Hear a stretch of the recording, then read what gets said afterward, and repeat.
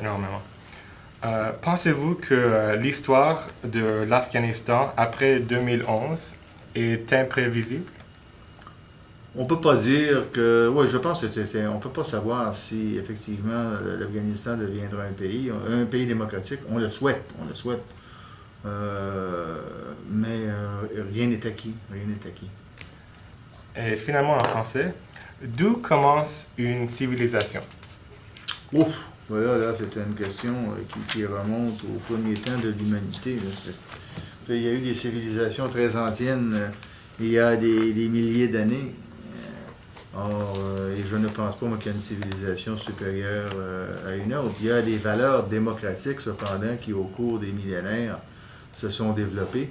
Et la démocratie n'a pas de race, n'a pas de couleur, n'a pas de langue, n'a pas de nationalité. La démocratie et les principes démocratiques sont bons pour tous les peuples et toutes les nations du monde. Maintenant en anglais. Has Canada imprisoned an entire nation?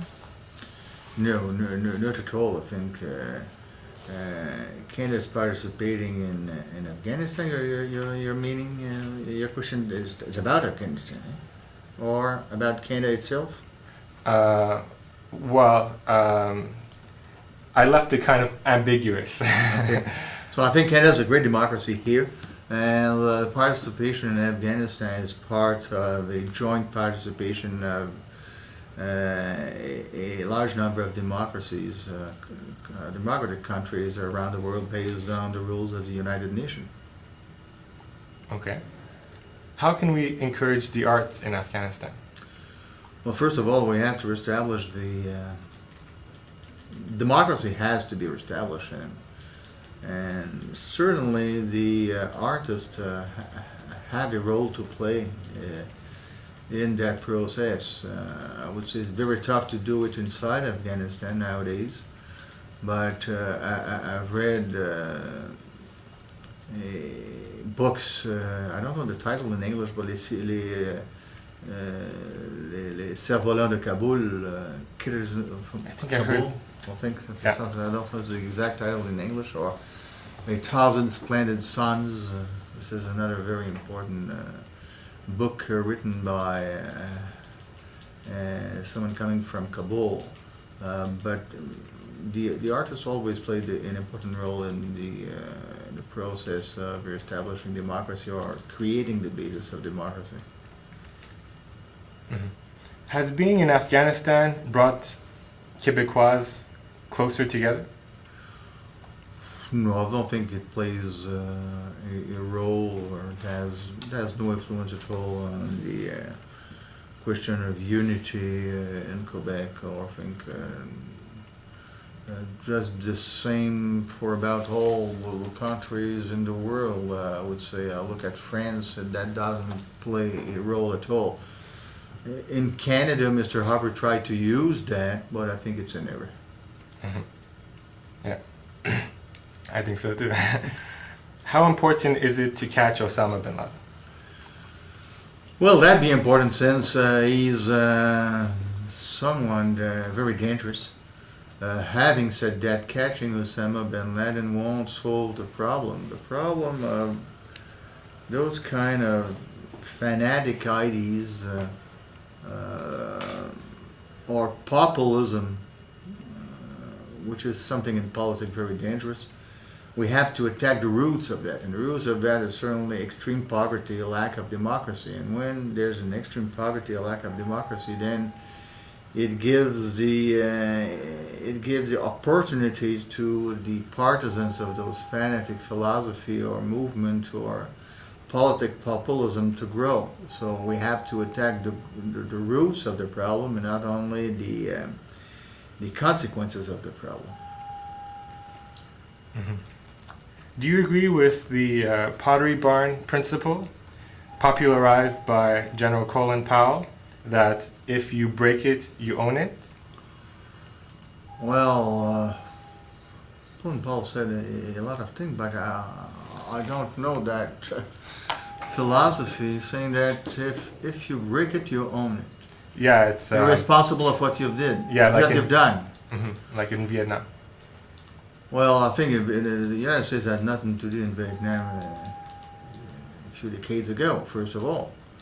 They have nothing to do there. There was a huge effort, just like it was a huge effort going to Iraq. Afghanistan was certainly something different. In Vietnam, they had nothing to do there. There was a major error made by the United States at that in the 60s, replacing France, which made the same error decades before. So I think that when you have nothing to do somewhere, then you can't apply any principle. Okay, just 3 more questions. What can McGill students do for the victims of the Taliban and the quote-unquote citizen veterans of the war in Afghanistan? Well, I think that supporting an intervention based on humanitarian aid and reestablishing democracy is something that all citizens should support, including middle students. And for those who fought over there, I think to give them the best standard of living possible, and not putting them aside when they're coming after fighting in Afghanistan. Okay, now I'll warn you, the next question is a bit of a curveball. Military opinion now suggests that Canada did not send enough soldiers to provide real security to people in the area we agreed to protect. If we cleared out at dusk, who protected the villages after dark? The answer obviously was the Taliban. Would you have supported a more serious commitment to doing a difficult job, or would you have insisted that we do less or nothing? Well, I think that we supported the intervention at first when there was a vote here in 2001 or 2003. I don't exactly remember the date. I think it was 2001, just after the September 11 events. Having said that, I think Canada did its large part, and it wasn't possible to send more soldiers over there. Some other countries should have sent more people.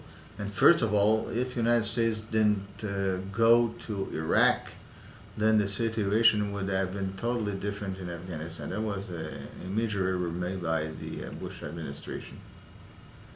Okay. Finally, do you agree with the recent purchase of F-35s at the cost of over $50 billion?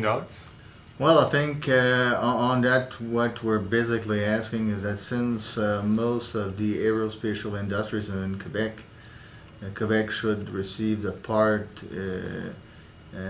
we deserve. It means 55% of the contract instead of letting the companies decide by themselves. We have to equip the army. But when it's time to give the contracts, we should have rules precising that those contracts should be done in Canada, and particularly in Quebec. Okay, thank you very much for your time, Mr. Duceppe. Merci. Merci.